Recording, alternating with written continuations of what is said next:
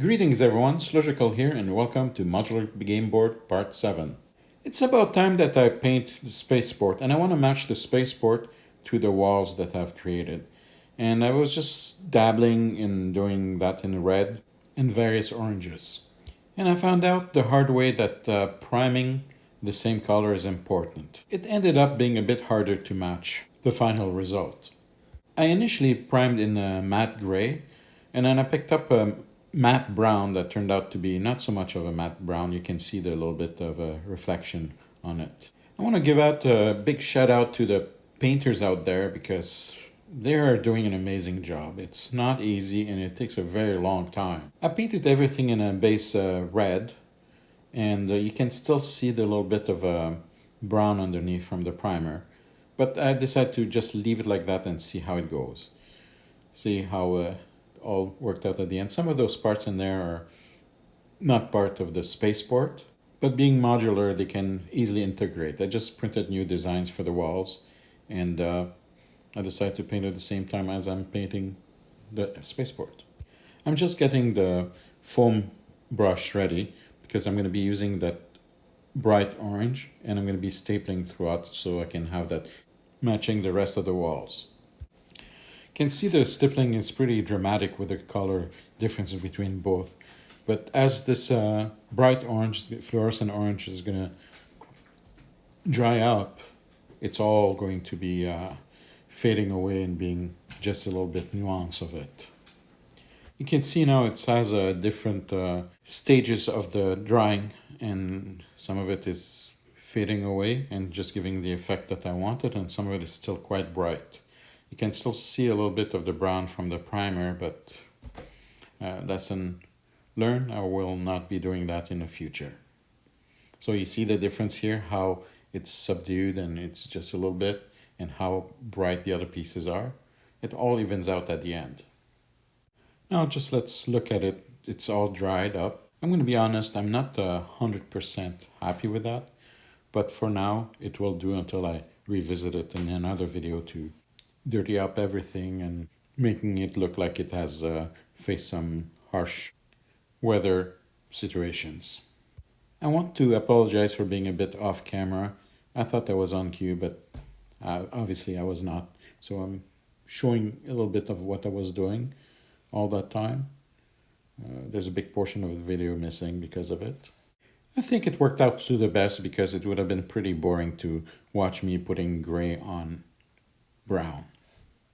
And I don't know what happened there. I'm really curious to know why the color shifted like that on the recording. I did not introduce any new light or anything weird. It's just done it again. Now that all the gray's taken care of, I'm going to start working, and the rest of this video is going to focus on the landing platform. I'm just trying out that pewter paint and by stippling on it, and I don't think I'm going to be doing that moving forward with the pewter. But one thing I will do is I'm going to go fast forward so it's not painful and boring and making you want to stop or skip ahead. That would anger the algorithm and my video will not be showing up. Now that the disaster with the pewter part is over, I'm going to be going ahead with painting the very busy landing platform. I'm going to start with the yellow.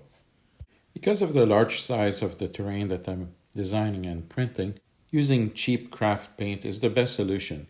Just needs some multiple layers to get the brightness or the full coverage that you need.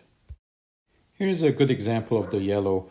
I've had to use, I think, something like 3 or 4 layers to be able to get the solid yellow. And that's okay because it gives some imperfection, and the fact that this is a landing platform of a very busy starport, there are going to be plenty of imperfections.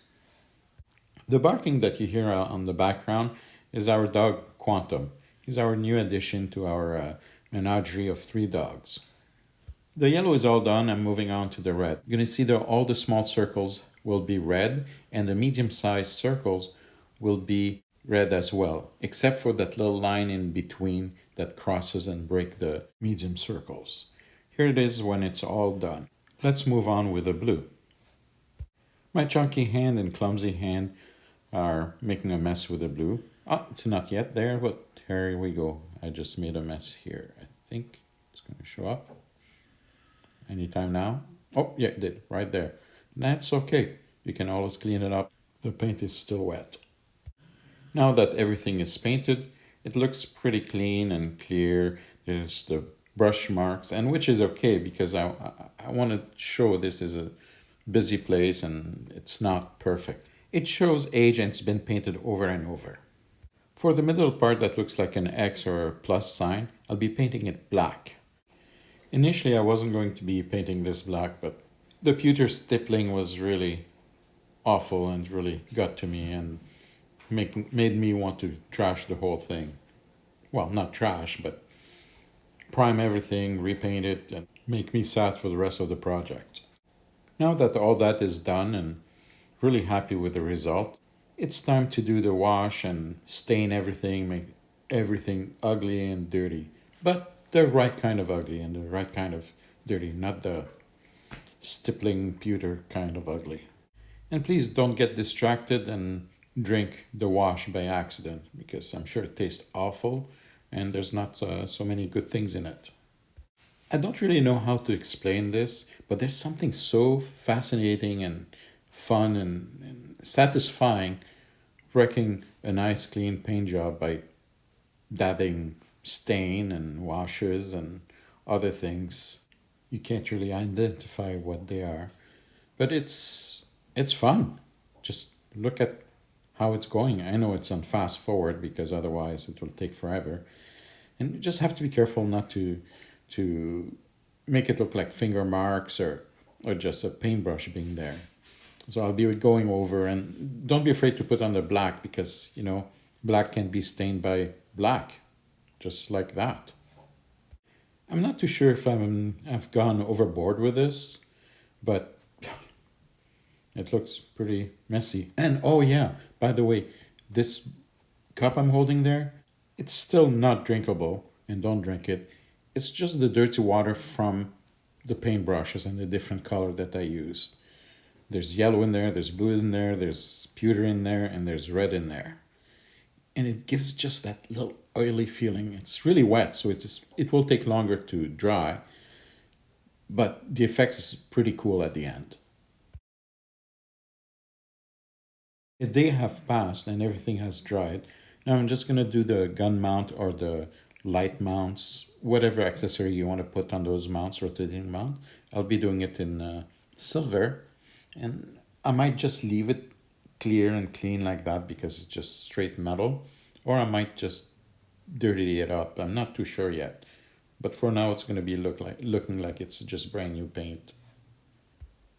Normally 1 or 2 coat works with this, but because of that brown primer, the paint is sliding and the coverage is not solid. So I think I did 3 coats to get the perfect metal shine to it, but at the end it works out. Please don't forget to subscribe, to like, leave a comment. It helps with the algorithm and putting my videos out there. And most of it, thank you so much for being part of my journey as a designer, a painter, a gamer, and a YouTuber.